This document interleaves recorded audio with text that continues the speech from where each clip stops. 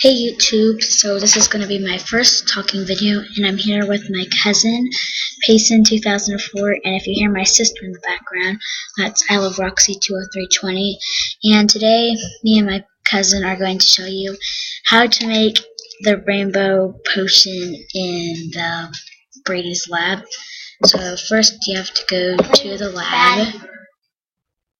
That dude's still there from when we first met. Okay, anyway, you press each of the colors 3 times and get the fire. 1, 2, 3, and fire. 1, 2, and 3, and fire. And it doesn't matter what bottle, you just press it. And it will go into all 3 of the bottles. I did it! You just left.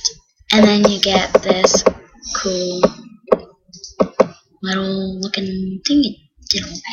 And you get the chemist award on here, whatever that is.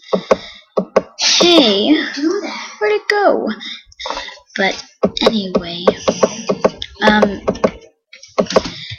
you guys can make fun of my voice all you want because that's just rude, and I'm just gonna ignore all your mean comments if you do. And what the heck? Thanks for watching. Bye.